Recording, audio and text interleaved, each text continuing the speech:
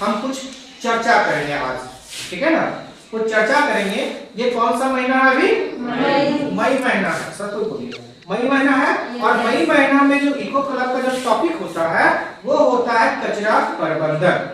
हर महीने का एक टॉपिक होता है। जनवरी में जैसे सतत खाद्य प्रणाली, खाने से संबंधित। उसके बाद आए तो एक महीने में जल संरक्षण भी था, पानी को कैसे बचा सकते हैं हम। उसके बाद एक महीने था तो उसमें ऊर्जा संरक्षण था कि बिजली का बचत हम कैसे करें। अप्रैल का महीना में था ऊर्जा संरक्षण, ठीक है, क्योंकि गर्मी बढ़ेगी तो बिजली की खपत बढ़ती है। वैसे ही मई का महीना आता है तो इसमें गर्मी तक चरम सीमा पे होती है।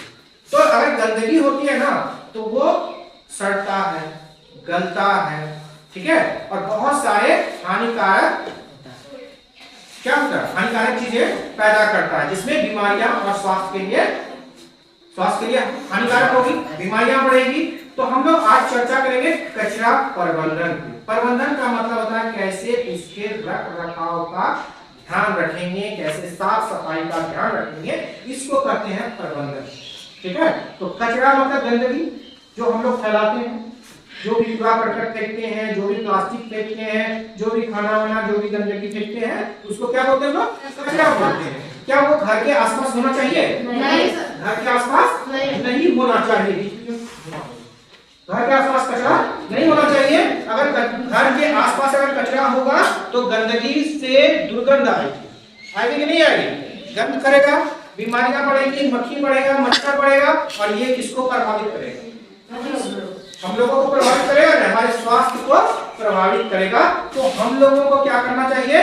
कचरे का ऐसा व्यवस्था करना चाहिए जिससे कि वो आसपास सफाई भी रहे, साफ सफाई भी रहे, और हमारे स्वास्थ्य के लिए हानिकारक भी ना हो। और हम लोग इस पर भी चर्चा की थी पिछले, बाकी 2 डब्बे का चर्चा की, एक हरा डब्बा और एक नीला। देखते हो गाँव में सफाई करने के लिए एक गाड़ी आता है, 2 कलर का डब्बा होता है ना, 2 कलर का डब्बा होता है। तो कोई बता सकते हो डब्बा के बारे में? हरा डब्बा किसका प्रतीक है और नीला डब्बा किसका प्रतीक है? और इसका सूखा। जैसे जो भी सूखा चीजें, प्लास्टिक है, बोतल है, ये सब कपड़ा और ये कागज गड्डी कुछ भी है, उसको हम किस पे डाल रहे हैं? नीला वाला में। और जितना खाना पीना गंदगी जो गीला चीजें हैं उसको हम किस में डालेंगे? हरा में। ये साफ सफाई का क्या है? 2 बक्से का क्या मतलब है, समझ गए? तो इस तरह ये भी किसके अंतर्गत आएगा? कचरा साफ सफाई के अंतर्गत आएगा। और आप लोग बहुत अच्छा प्रोग्राम भी किए थे, गाना भी था, गाड़ी वाला आया घर से कचरा निकाल। इसका मतलब क्या है? गाड़ी वाला, बहुत कोई बोलता है कि गाड़ी कचरा वाला आया, कचरा वाला नहीं आया। कचरा वाला तो हम लोग तो फैलाते हैं, वो तो गाड़ी सफाई वाला, वो तो भला का काम कर रहा है कि हमारे आसपास की गंदगियों को खत्म कर रहा है ना।